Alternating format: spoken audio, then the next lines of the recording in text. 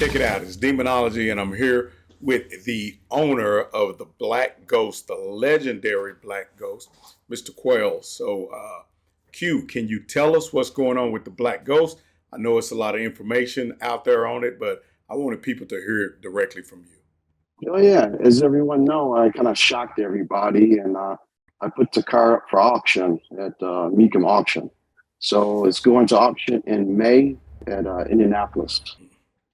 Well, I can tell you one thing. Since Dodge presented the, I guess, version of the Black Ghost with one of the final editions, it has been a hard car to obtain. I actually went to a dealership here in the Dallas-Fort Worth Metroplex, and we put down $15,000 over what they were asking to secure the car. And can you believe that this company or the dealership, I'll say the name, is Freeman Dodge.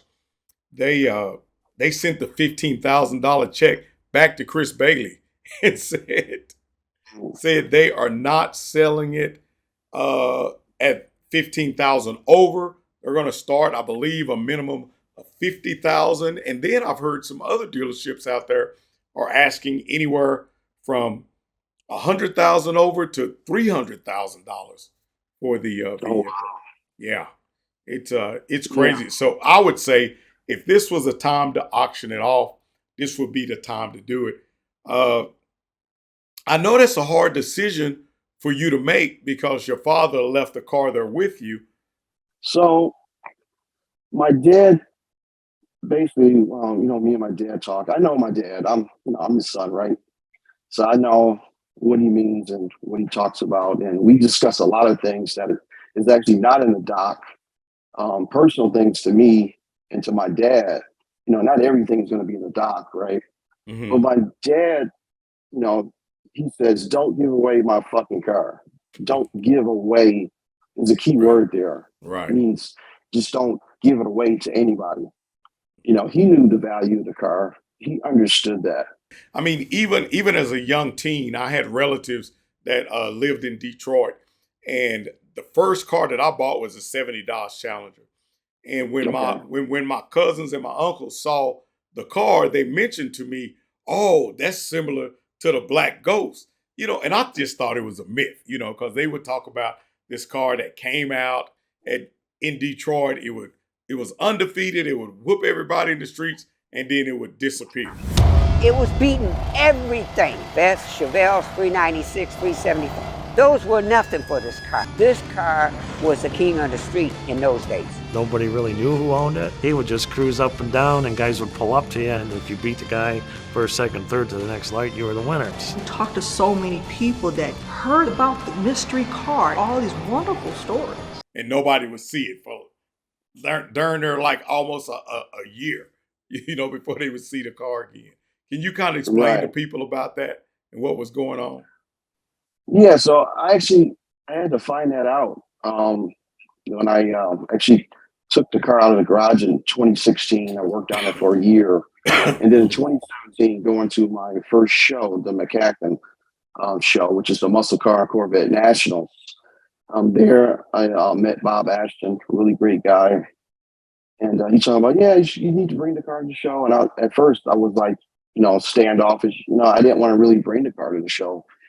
And he said, no, just bring it. Because I was thinking about all the beautiful cars, all the restored cars, everything there. And I'm thinking, well, this car's all beat up and everything. And Bob was like, no, you need to come. People are going to love it. Trust me. And that's what I did. I went to the show. And man, I just couldn't believe the interest that everybody had for the car. And people were coming up to me and telling me about, yeah, that's the Black Ghost. Your dad was racing. And they kept asking me, and I was like, what are you talking about? I literally had no idea. GQ, the street racer, I don't know much about that. My dad kind of didn't tell me about that part, but it came alive when May and June come. That car was a terror on the street. That car made a name for itself. It would appear on Woodward, he'd make some passes, and then you wouldn't see the car again for a month or two. They called it the Black Ghost. That's when I figured out I need to know what's special about this car. So through this journey, of from show to show to show. And then when it's how I learned about it. So in I think right after McCacken, because that happens in November, in 2018, I hit the Autorama. I said, hey, since I'm doing so well here in Chicago, let me go home. Let me go home and do a show at home. And when I went to did the show at home, like all the Detroit people were coming and seeing the car, and they recognized the car, and they asked for my dad. And I told them my dad's passed. And then from there, it just start snowballing. I met a guy at the Autorama. His name's Ed, and he invited me to the Carlisle Chrysler Nationals, and I went there in 2018, and that's when everything started snowballing from there. Right. Hey, so the Black Ghost was a RTSE, which is special edition Challenger. Can you tell us some of the features that's unique to the Black Ghost? The RTSE is a special trim package, special edition is what it's called. It was only made in 1970, just a 1 year run. For Hemi cars, they made it's either 59 or 60 cars. People debate it. So it's like 37 automatic cars and the 22 or 23 4-speed cars. Wow. And the Black Ghost, everybody knows it's a 4-speed. So it's a 1 out of 22 or 1 out of 23 car. Wow. So the special trims, you get the small rear back window, they call the limo window in the back.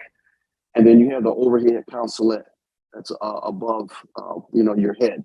And then you have the suede headliner. And then you get extra trims like on the front valance of the car and chrome trims and stuff of that nature. Nice. So how did the crocodile skin roof come into play on the car? So my dad originally ordered a car. He ordered it. It was supposed to come with a shaker. It was supposed to be an N96 car, even though it's not coded for N96. And he ordered it with a black vinyl board, what they call board skin top. So the car was supposed to be all black with the shaker hood. The shaker hood would have been like a chromish white color, and then it would have a black vinyl top, straight black vinyl top. But when he got the car, it didn't have the shaker, and it wasn't coated for the shaker, and it had the gator grain. He saw the gator grain, was like, he loved it and he didn't love it all at the same time. He didn't like the top, to be honest. I said, so what? The car's got everything else. Don't worry about the top. And sure enough, that's what makes the car unique. Yeah, I mean, because it's a unique car. You don't see that many cars out there, especially from that era with, everybody's familiar with the vinyl top, but that gator top, man, that just set it off, Yeah, I've only seen a few other cars and like Barracuda that actually has that top that I've seen at shows that I go to.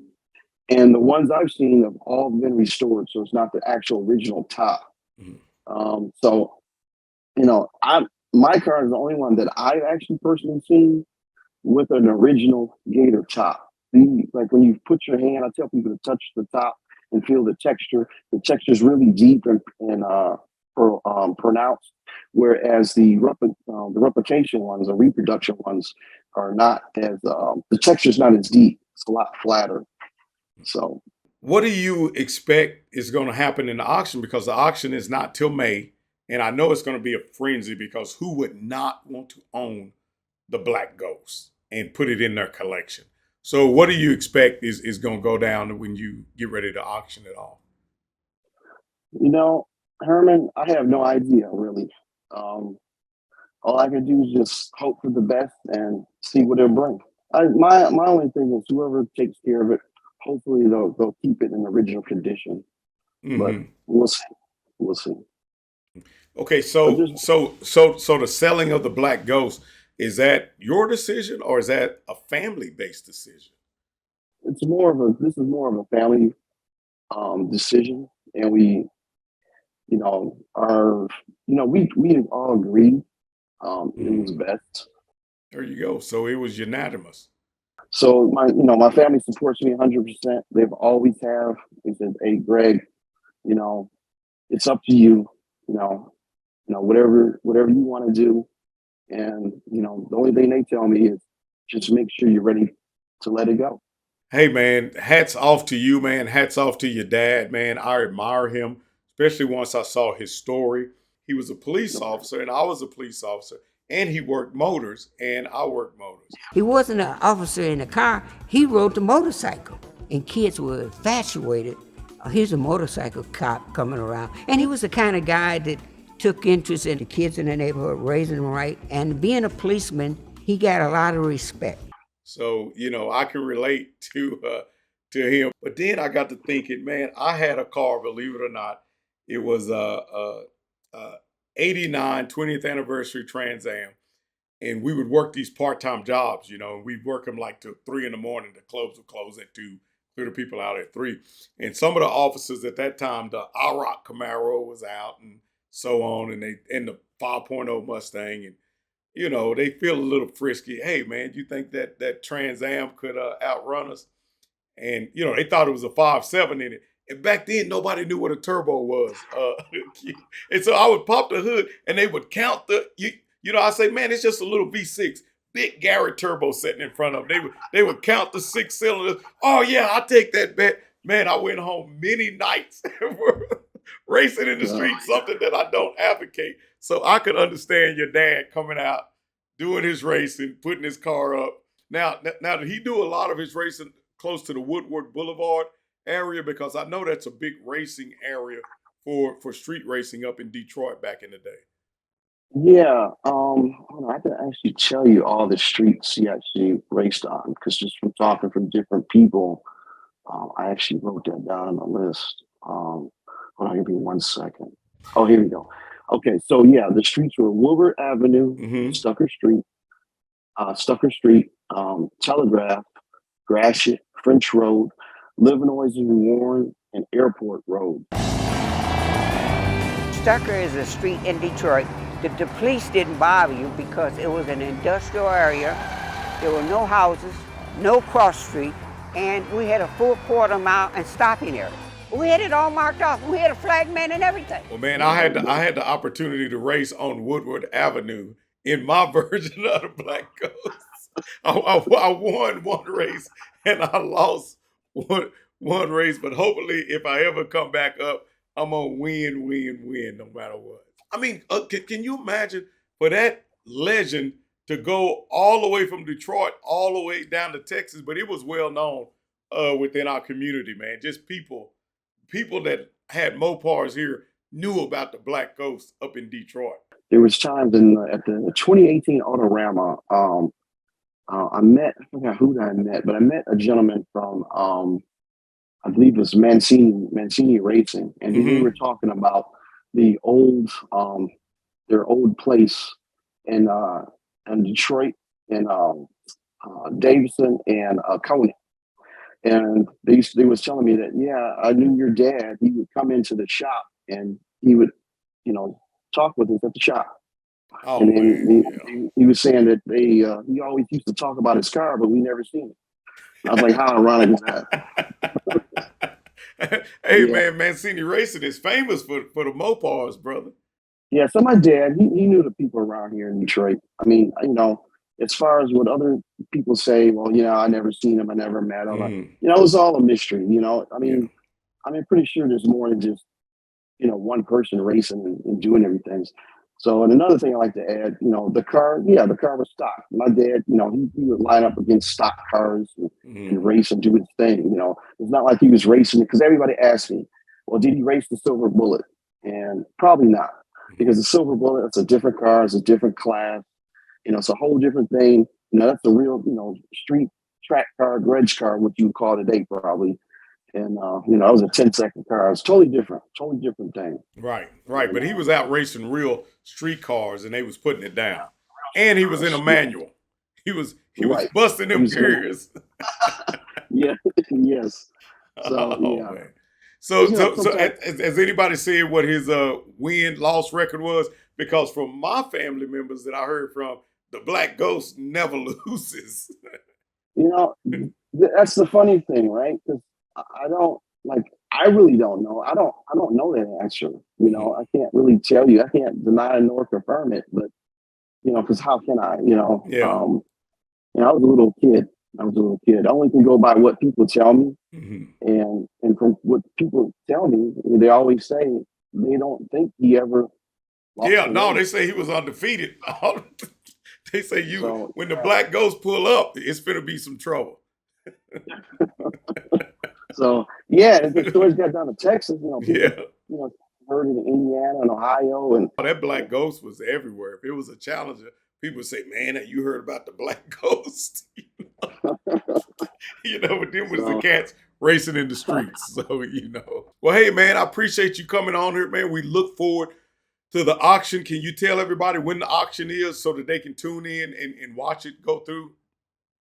oh yeah, so the auction's going to happen in May at in Indianapolis. That's when it's happening. I don't have any date, so I can't tell you the date, but it's going to be in Indy, close to home. So it'll be May in Indianapolis, close to home. Man, I might have to make that trip up there just to see that go through the auction block, man. That's legendary. Who knows? I may pull my little paper. Man, get that down. You ain't got no money. Oh yeah, Yeah. Hey, you ain't got no money, Demonology. Get out of here. Hey, man, I appreciate you taking this time, man, to talk to the people and let them know about the Black Ghost. Hey, guys, check up here. You can see a video on the Black Ghost. We'll put a link from Haggerty, and I also did a video of the Black Ghost as well. Hey, man, we appreciate you taking time to talk to us. Q, peace. Thanks for having me. Hey guys, don't forget to like, subscribe, share, and also click the bell. Check out the videos up at the top, and if you get a chance, check out our merch store. Peace.